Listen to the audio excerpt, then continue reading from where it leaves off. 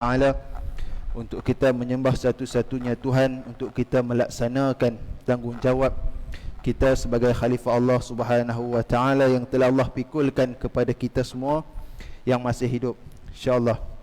Tuan-tuan, puan-puan, sahabat-sahabat yang dikasihi oleh Allah sekalian, masih lagi kita berbicara dalam kerangka tajuk yang besar, iaitu perkara-perkara yang disukai oleh Allah Subhanahu wa Ta'ala. Pada kuliah yang lepas, saya kira 2 bulan lepas, kita membincangkan mengenai perkara pertama yang disukai oleh Allah Subhanahu wa Ta'ala, iaitu sabar. Di mana Imam Ahmad bin Hanbal menyebut, Allah menyebut mengenai sabar itu sebanyak 90 kali. Dan mengenai sabar ini kita bincangkan beberapa perkara pada bulan-bulan yang lepas, iaitu ada 4 perkara yang kita bincangkan. Yang pertama iaitu asas-asas sabar.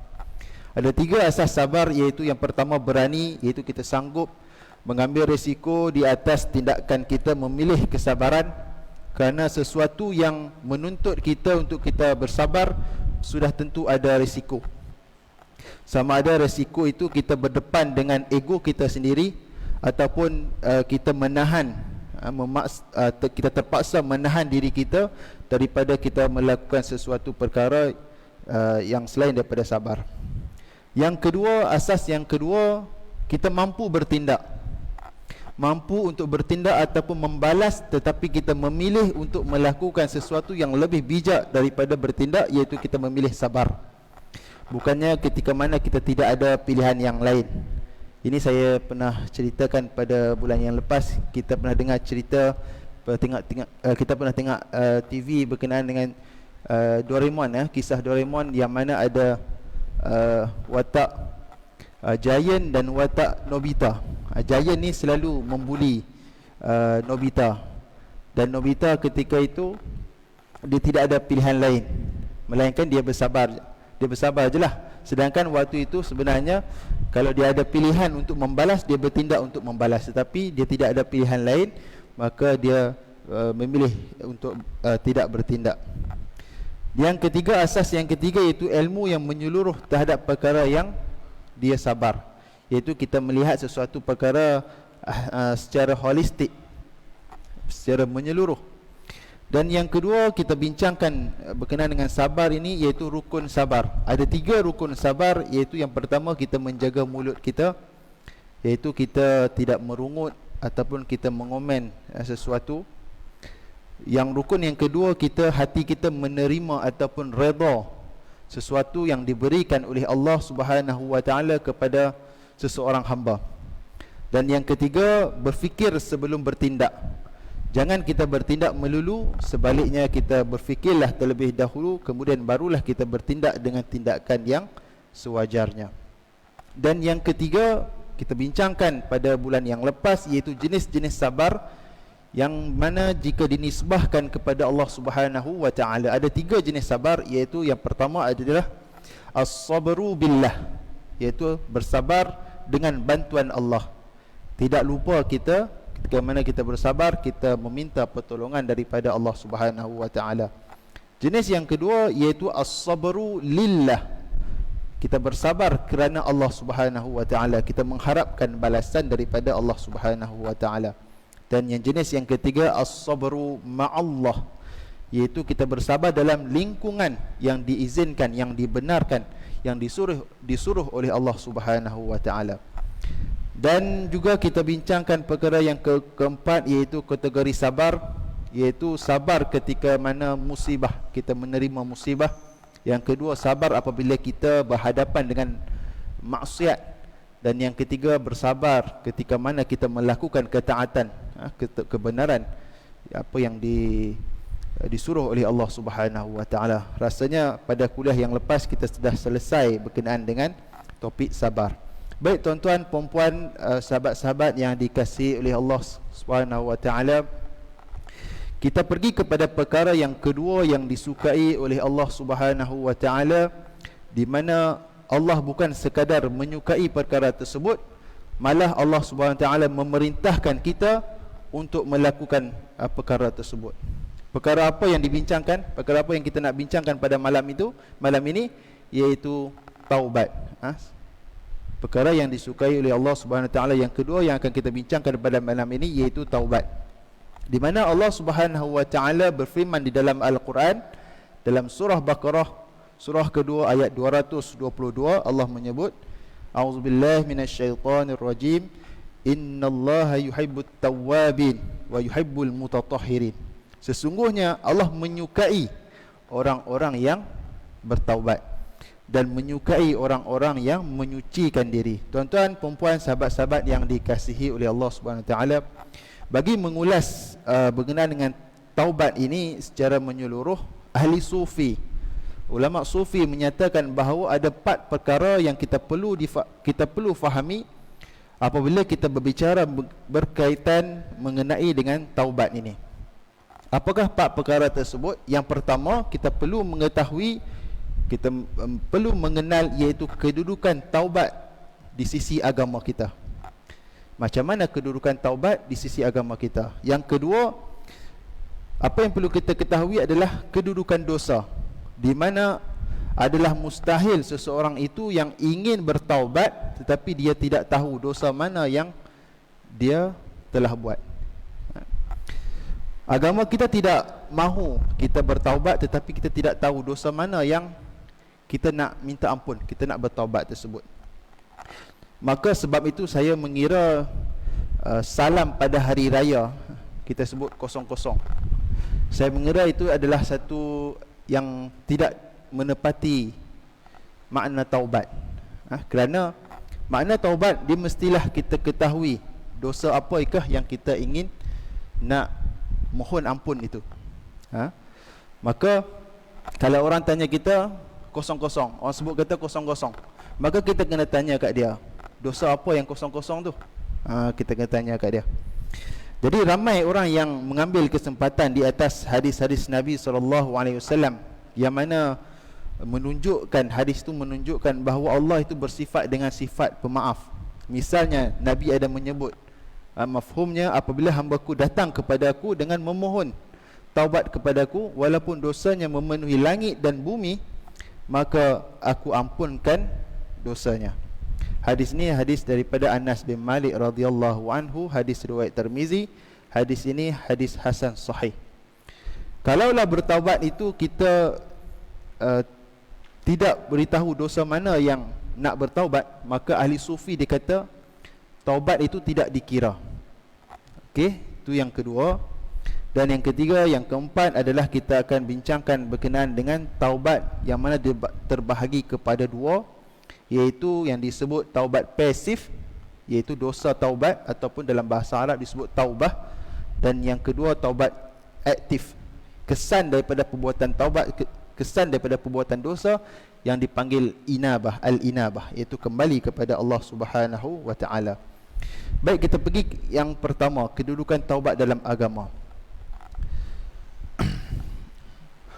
Untuk tuan-tuan dan puan-puan, sahabat-sahabat yang dikasihi oleh Allah SWT, secara kita percaya kita masuk ke dalam syurga Allah Subhanahu Wa Taala adalah dengan rahmat Allah Subhanahu Wa Taala. Kerana Allah suka kepada kita.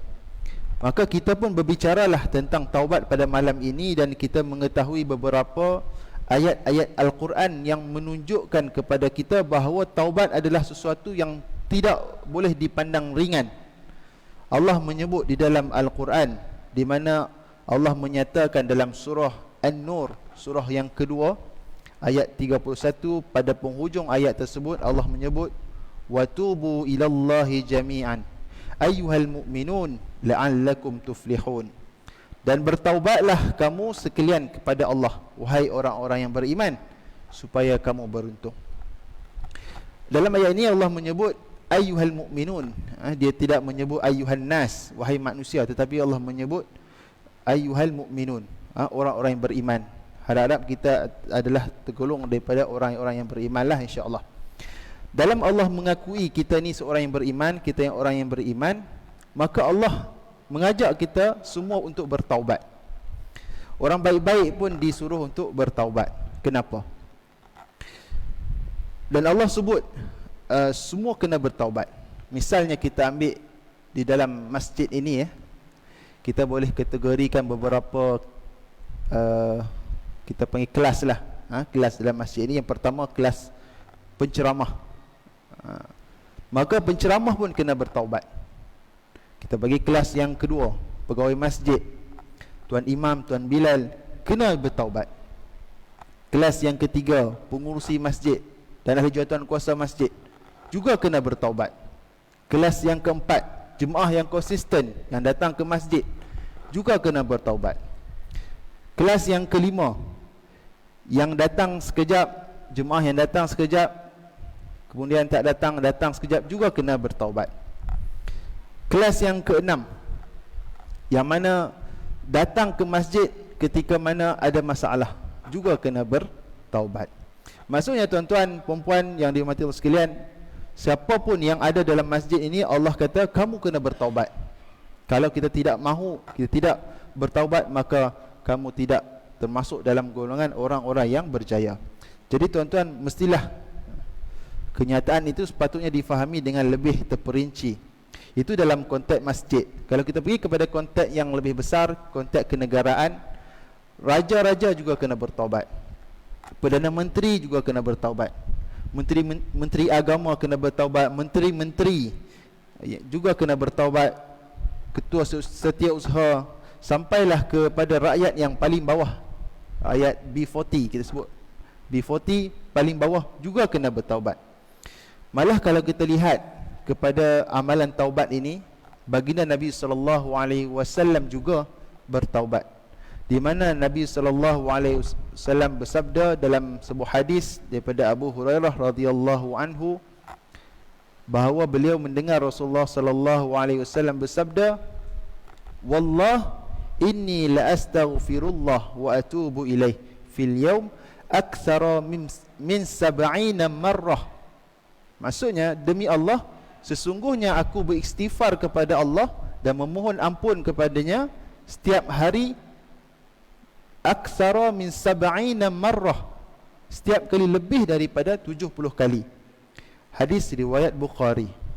Dalam hadis yang lain, Allah menyebut, Nabi menyebut, Nabi beristighfar sebanyak 100 kali. Jadi Nabi pun beristighfar kepada Allah Subhanahu wa taala. Kalau kita nak tengok, Nabi ni maksum. Kenapa Nabi SAW beristighfar? Jadi itu menunjukkan bahawa gesaan ataupun perintah supaya bertaubat itu hendaklah dilakukan oleh setiap individu di kalangan kita tanpa pengecualian. Kita semua kena bertaubat. Apabila kita dah faham begitu, maka kita boleh gambarkan kedudukan taubat itu dalam agama kita. Ia menggambarkan kepada kita bahawa taubat itu merupakan satu perkara yang sangat tinggi di sisi agama kita. Dan dalam sebuah hadis Nabi menyebut, diriwayatkan oleh Anas bin Malik radhiyallahu anhu, bahwasanya Nabi SAW bersabda, "Kullu bani Adam khatta'un wa khairul qatta'in at-tawwabin." Kesemua anak Adam ini pasti melakukan kesilapan, dan sebaik-baik orang yang melakukan kesilapan itu adalah mereka yang bertaubat. Hadis daripada Ibnu Majah, riwayat Ibnu Majah. Baik tuan-tuan, perempuan, sahabat-sahabat yang dikasihi oleh Allah sekalian, di sisi Allah, Allah sebenarnya tidak kisah manusia ini berdosa, tetapi yang Allah marahkan adalah ketika mana manusia itu melakukan dosa, dia tidak bertaubat kepada Allah Subhanahu wa taala. Seperti mana dalam sebuah hadis Nabi SAW, Nabi SAW bersabda daripada Abu Hurairah, Nabi SAW bersabda, "Walladhi nafsi biyadihi law lam tuzhibu la dhahaballahu bikum wa la jaa biqaumin yuznibuna fayastaghfirunallah fayaghfiru lahum." Demi zat yang jiwaku berada di tangannya, sekiranya kamu semua tidak berbuat dosa, nescaya Allah akan menghilangkan kamu, iaitu mematikan, dan Allah akan mendatangkan satu kaum yang berbuat dosa. Lalu mereka beristighfar kepada Allah Subhanahu wa taala dan dia akan mengampunkan mereka. Hadis riwayat Muslim. Boleh rujuk pada nombor 2749. Maka melalui hadis ini menunjukkan bahawa bagi Allah, Allah suka kepada orang-orang yang bertaubat. Kerana dengan taubat itulah yang Allah suka tadi, maka perlu diberi sesuatu untuk manusia itu bertaubat. Jadi apakah yang menyebabkan manusia itu bertaubat? Iaitu ketika mana manusia melakukan kesalahan, kesilapan. Mulianya manusia, sukanya Allah kepada manusia daripada malaikat, walaupun manusia ini melakukan kesalahan. Kalau kita lihat malaikat ini, dia sentiasa mentaati Allah, sentiasa berzikir kepada Allah Subhanahu wa taala, sentiasa rukuk kepada Allah Subhanahu wa taala, sentiasa sujud memuji Allah Subhanahu wa taala. Tetapi Allah tidak kisah dengan malaikat, sedangkan Allah lebih kisah kepada manusia, kepada kita. Kalaulah malaikat itu lebih mulia daripada manusia, tetapi kalau kita lihat malaikat itu yang memberi servis kepada kita, berkhidmat kepada kita. Kalau malaikat lebih mulia, sudah tentulah kita yang akan berkhidmat kepada malaikat. Tetapi sebaliknya, malaikat berkhidmat kepada kita. Selepas itu, setelah mana Nabi Adam diciptakan, yang mana Allah mengetahui bahawa Nabi Adam akan melakukan, manusia ini akan melakukan kesalahan, tetapi Allah suruh malaikat untuk sujud kepada Nabi Adam sebagai tanda kemuliaan. Dan kita tidak pernah dengar lagi lah yang mana Allah memerintahkan manusia untuk sujud kepada malaikat. Jadi tuan-tuan, Allah bukan suka kepada kita ni hanya kerana kita ni hanya kita semata-mata, tetapi Allah suka kepada kita kerana kita bertaubat. Maka dia buatlah kita dengan kelemahan. Antaranya yang disebut di dalam Al-Quran, sifat manusia ini sifat pelupa, sifat yang jahil, sifat yang gelojoh, semuanya disebut di dalam Al-Quran. Semua kelemahan-kelemahan ini adalah potensi untuk manusia itu melakukan dosa. Cuba kita lihat perkara yang menyebabkan manusia itu boleh berdosa. Ada 4 perkara yang mana Allah ciptakan yang ada pada manusia tidak ada pada malaikat. Okey, kita pergi yang pertama. Allah ciptakan kita manusia ni adanya syaitan. Syaitan, iblis yang sentiasa menipu manusia. Allah sebut dalam surah Fatir ayat ke-6, Allah menyebut, innasyaitana lakum aduwwun fattakhizuhu aduwwa innama yad'u hizbahu liyakunu min ashabis sa'ir. Sesungguhnya syaitan itu adalah musuh bagimu, maka anggaplah ia musuh bagimu. Kerana sesungguhnya syaitan itu hanya mengajak golongannya supaya mereka menjadi penghuni neraka yang menyala-nyala. Itu yang pertama, yang mana Allah ciptakan manusia yang tidak ada pada malaikat, iaitu Allah jadikan syaitan, iblis, yang mana manusia ini berpotensi untuk melakukan dosa. Yang kedua, Allah ciptakan manusia ini, kita ini, adanya hawa nafsu berbanding dengan malaikat. Malaikat tidak ada diberi nafsu, tidak, tetapi manusia diberi nafsu. Dan yang ketiga, Allah ciptakan manusia ini dengan ada tubuh badan yang lemah. Ketika mana manusia masih muda, kita ada hawa nafsu yang mana mengajak kepada melakukan dosa, mengikut apa yang nafsu kita suka. Tetapi ketika mana kita dah tua, ketika mana kita nak berubah kepada kebaikan, ketika itu badan kita mula lemah. Badan kita mula lemah. Itulah maksudnya fizikal kita ini tidak mendorong kita untuk kita menjadi orang yang baik. Itu beza kita dengan malaikat. Dan yang keempat, Allah jadikan kita manusia ini makhluk yang sengaja Allah nak uji kita. Dan Allah tidak buat malaikat untuk diuji. Yang mana Allah sebut di dalam surah Al-Mulk ayat yang kedua, Allah menyebut allazi khalaqal mauta wal hayata liyabluwakum ayyukum ahsanu amala wa huwal azizul ghafur. Yang menjadikan mati dan hidup supaya dia menguji kamu manusia, sesiapa di antara kamu yang lebih baik amalnya, dan dia maha perkasa lagi maha pengampun.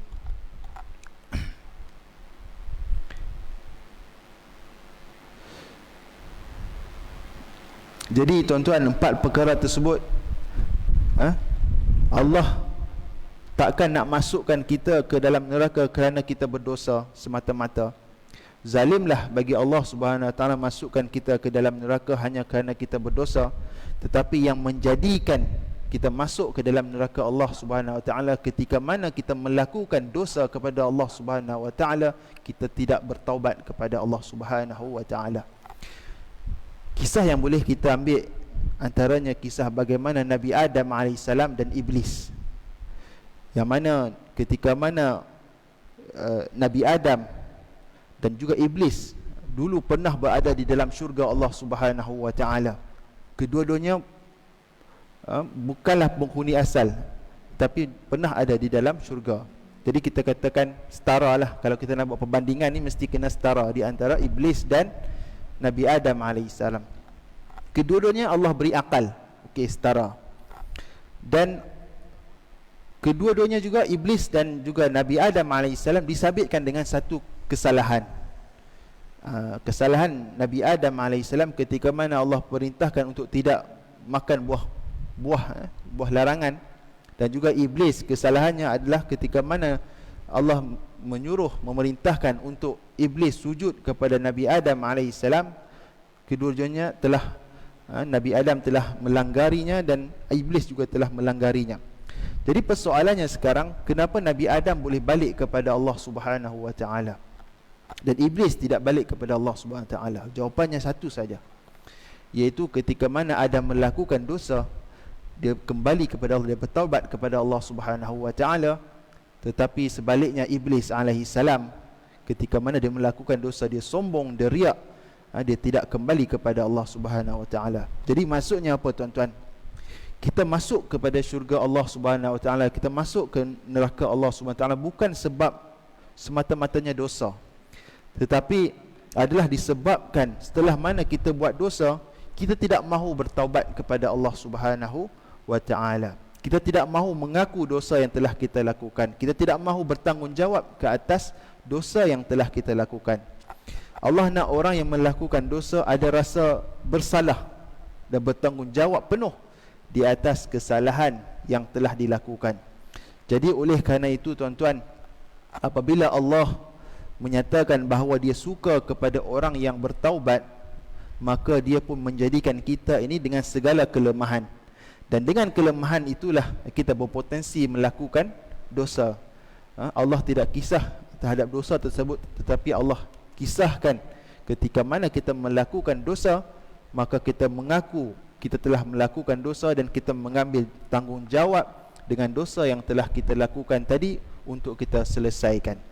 Jadi apabila kita ada sikap macam ini, sikap yang di atas seperti setiap dosa yang kita lakukan, maka Allah suka kepada kita. Jadi bila Allah suka kepada kita, maka Allah akan masukkan kita kepada syurga Allah, ke dalam syurga Allah Subhanahu Wa Taala. Seperti mana yang kita sebut, yang kita faham tadi, yang mana kita masuk ke dalam syurga Allah adalah kerana rahmat daripada Allah Subhanahu Wa Taala, kerana kasih sayang daripada Allah Subhanahu Wa Taala. Kemudian Allah Subhanahu Wa Taala juga berfirman di dalam Al-Quran dalam surah Hujurat ayat 11. Allah menyebut, "Wa man lam yatub fa ulaika humuz zalimun." Allah kata sesiapa yang tidak bertaubat, maka dia adalah orang-orang yang zalim. Dan dalam ayat yang lain Allah menyebut, "Wallahu la yuhibbuz zalimun." Wallahu la yuhibbuz zalimin. Dan ingatlah, Allah tidak menyukai kepada orang-orang yang zalim. Dalam surah Al-Imran ayat 57. Orang yang tidak bertaubat dikira sebagai orang yang zalim, dan orang yang zalim ini tidak disukai oleh Allah Subhanahu Wa Taala. Jadi rugilah kita. Imam Ibn Qayyim Al-Jauziyah ada menyatakan ada 17 jenis kezaliman yang berlaku pada orang yang buat dosa tetapi dia tidak mahu bertaubat. Ada 17 bentuk kezaliman. Satu daripadanya dalam firman Allah Subhanahu Wa Taala, Allah berfirman dalam Al-Quran surah Al-A'raf ayat 156. Apa Allah kata? Maksudnya Allah kata sesungguhnya rahmat aku itu meliputi semua perkara. Allah tidak berhenti di situ, tetapi Allah sambungkan lagi dengan 3 ciri. Yang pertama Allah sebut Fasa'aktubuha lilladzina yattaqun, iaitu ciri yang pertama hendaklah dia orang yang bertakwa. Dan yang kedua Allah menyebut wa yu'tunaz zakah, dia menyelesaikan hak-hak orang lain di atas bahunya. Dan yang ketiga dia adalah orang-orang yang beriman. Berbalik kepada orang yang beriman tadi, Allah ada menyebut, wahai orang-orang yang beriman, hendaklah kamu bertaubat semuanya. Maka ayat ini bermaksud orang yang berada dalam bulatan rahmat Allah adalah orang yang sentiasa bertaubat kepada Allah Subhanahu wa taala. Jadi itu menunjukkan kepada kita apabila kita bertaubat, setelah kita melakukan dosa, kita akan diletakkan dalam satu kedudukan. Bila mana kita tidak bertaubat, maka kita meletakkan diri kita dalam satu kedudukan yang amat bahaya, iaitu di luar rahmat Allah Subhanahu wa taala. Jadi apabila kita berada di luar rahmat Allah Subhanahu wa taala, maka pada ketika itu kita tidak boleh masuk ke dalam syurga Allah Subhanahu wa taala. Allah juga berfirman di dalam Al-Quran, dalam surah Az-Zumar, surah ke-39 ayat 35. Allah menyebut berkaitan dengan sesungguhnya manusia itu lebih mudah dia merasa jemu meminta maaf berbanding dengan Allah yang tidak jemu memohon maaf. Kenapa Allah tidak jemu untuk memaafkan manusia? Kerana Allah yang menciptakan manusia itu, yang mana manusia itu berpotensi untuk melakukan dosa. Jadi oleh kerana itu tuan-tuan, kedudukan taubat ni terlalu tinggi di dalam agama kita. Maka disebabkan itulah Allah menyebut innallaha yuhibbut tawwabin, sesungguhnya Allah menyukai orang-orang yang bertaubat. Baik, itu perkara pertama dalam kita membincangkan kedudukan taubat dalam agama. Baik, kita pergi kepada perkara yang kedua, iaitu mengenai dosa. Daripada yang saya baca dan juga saya belajar, boleh saya ringkaskan bahawa dosa itu terbentuk daripada 3 komponen.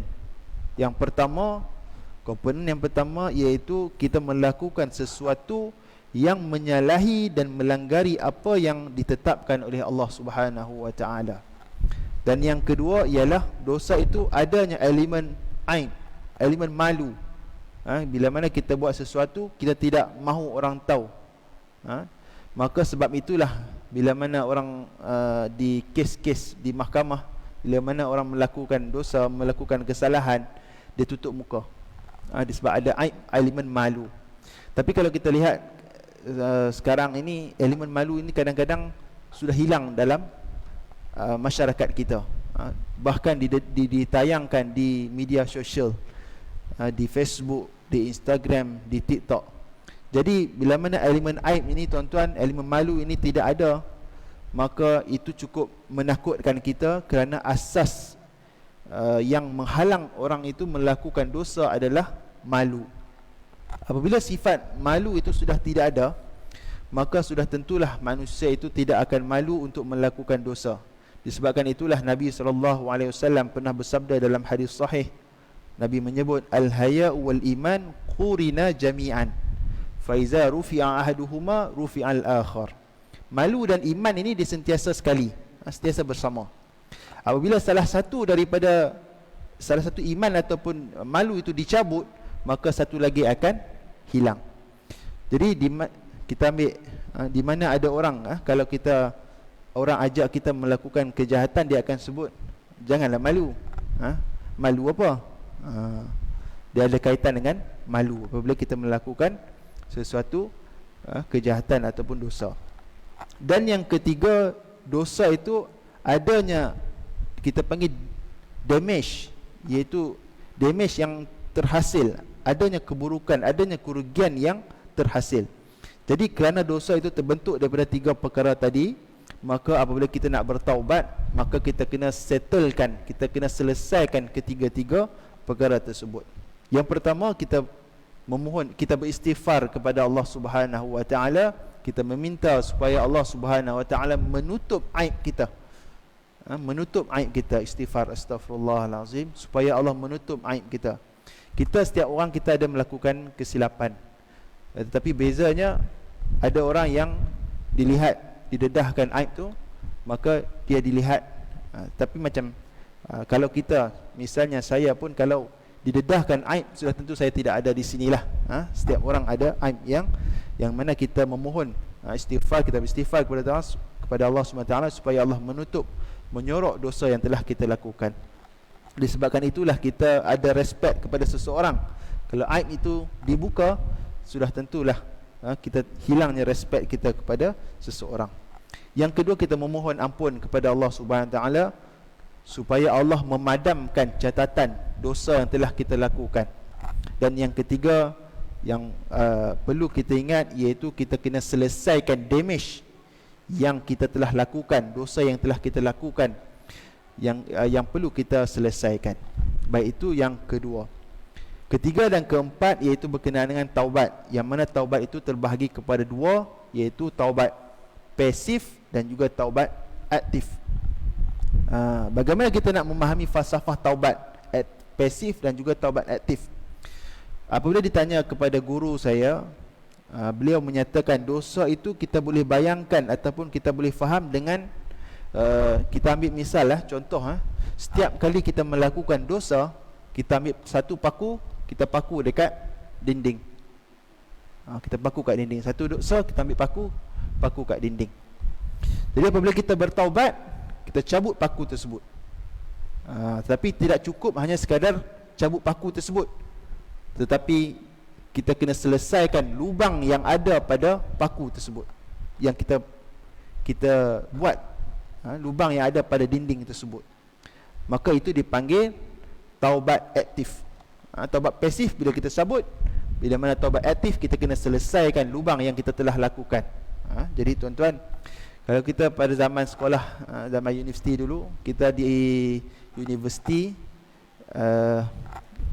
kita duduk rumah sewa. Bila rumah sewa ni kadang-kadang kita duduk dalam keadaan yang ramai lah. Student satu rumah tu dalam 11 orang. Maka tak cukup dia punya tempat nak sangkut baju tu. Maka kita akan paku sana, paku sini, paku sana. Itulah kita kata gambaran lah. Bila mana kita melakukan dosa, satu paku kita letak. Bila mana kita nak bertaubat, taubat pasif itu kita cabut, dan kesan yang ada hasil daripada paku tersebut kita kena selesaikan. Jadi apabila kita melakukan dosa, kita melakukan taubat pasif, seperti mana kita cabut paku tadi, maka paku itu sudah dicabut, maka ia dikira taubat. Tetapi bagaimana pula kesan paku, iaitu lubang yang ada pada bahagian yang kita paku tersebut, maka taubat itu tidak hanya cukup setakat itu saja. Contoh lain kita katakan, contoh orang yang mencuri. Orang yang mencuri, bila mana dia mencuri, dia bertaubat. Bila taubat, maka dia kena selesaikan hasil yang dicuri, kesan daripada dia curi tersebut. Maka dia kena pulangkan duit yang telah dia curi tersebut. Ataupun orang yang berzina, maka hasil zina tersebut dia dapat anak luar nikah. Maka ketika mana dia bertaubat, maka dia kena selesaikan, dia kena bertanggungjawab di atas anak yang dia telah lahirkan, yang telah dia hasilkan. Bila kita buat satu benda, kita mestilah bertanggungjawab penuh di atas apa yang telah kita buat. Dan kalau kita tidak selesaikan apa yang kita buat itu, kita akan didakwa di hari akhirat. Jadi oleh kerana itu, kita faham konsep dalam agama kita. Allah kata, kalau kamu nak kembali kepada Allah Subhanahu Wa Taala, nak jumpa Allah Subhanahu Wa Taala, kita kena settlekan semua benda. Semua benda yang kita buat di dunia ini kita kena settlekan. Kalau kita tidak settlekan semua benda, Allah tidak terima kita. Seperti mana dalam surah Al-Fajr, surah ayat yang ke-27 dan 28, Allah menyebut, ya ayyatuhan nafsul mutmainnah irji'i ila rabbiki radiyatan mardiyah. Wahai jiwa yang tenang, jika engkau hendak kembali kepadaku, pastikan engkau selesaikan semua hutang yang telah kamu buat, yang telah kamu lakukan. Disebut radiyatan, maksudnya apa? Apa-apa hutang yang kamu buat, yang kamu kena redha untuk selesaikan, barulah Allah terima. Itu satu penegasan yang datang daripada Allah Subhanahu Wa Taala, bahawa Ketika mana kita hendak kembali kepada Allah, kita kena selesaikan. Seperti mana paku tadi, apabila kita paku satu perkara, paku satu benda, maka kita cabut, kita taubat tersebut, maka kesan daripada paku tersebut, lubang yang ada pada hasil daripada paku tersebut, kita kena beres, kita kena selesaikan. Maka kita kembali kepada Allah dalam keadaan yang settle, yang selesai. Tapi ada sebahagian manusia yang mengambil kesempatan, yang mana dia memahami bahawa agama ini, bila mana dia bahasa muda, kita buat dosa, nanti bila dah usia dah lanjut baru kita bertaubat. Yang mana ada sebahagian manusia ni dia memahami dengan taubat itu dengan cara yang agama lain. Misalnya agama Hindu, yang dia memahami bahawa bila mana kalau Hindu ni dia bertaubat, dia akan pergi satu sungai, dipanggil Sungai Gangga. Kalau boleh research di internet, tempat orang mandi kat situ, dengan selesai dia mandi, maka dosanya telah hapus. Dalam Islam berbeza sikit, iaitu ketika mana kita bertaubat, maka tidak selesai dengan hanya setakat yang kita tadi, kita kena selesaikan apa yang kesan yang kita telah lakukan, dosa yang kesan daripada dosa yang telah kita lakukan. Jadi bagi orang yang mengambil kesempatan ataupun orang yang jahat, mereka melihat bahawa ini boleh dimanipulasi, iaitu dia cover dengan supaya dia buat jahat seboleh mungkin, dan dia cover supaya orang yang tidak tahu dengan, contohnya dia pergi haji, bila dia balik haji dia kira dia selesai, dia selesai, dia masuk sesuatu parti politik yang berusulkan agama ataupun persatuan yang berusulkan agama, maka dikira dah selesai, dia dah suci. Jadi oleh itu orang sufi kata perlu kita fahami tentang dosa secara tuntas, maka pada ketika itu barulah kita boleh bertaubat. Maka dengan sebab dosa itu dalam bentuk tertentu, maka para ulama menyatakan taubat itu ada dua jenis, iaitu yang dinamakan taubat pasif, dan yang kedua iaitu taubat aktif. Maka taubat aktif kita cuba selesaikan dengan segala damage, kesan yang terhasil daripada dosa-dosa yang telah kita lakukan. Jadi tuan-tuan, saya kira itu perkara yang perlu kita fahami berkaitan dengan taubat. 4 perkara, iaitu yang pertama adalah kedudukan taubat itu di sisi agama sangat tinggi.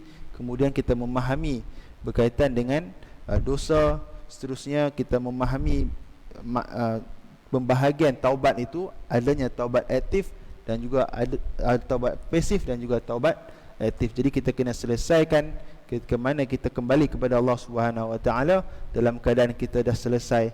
InsyaAllah kita mudah-mudahan kita masuk dalam rahmat Allah Subhanahu Wa Taala.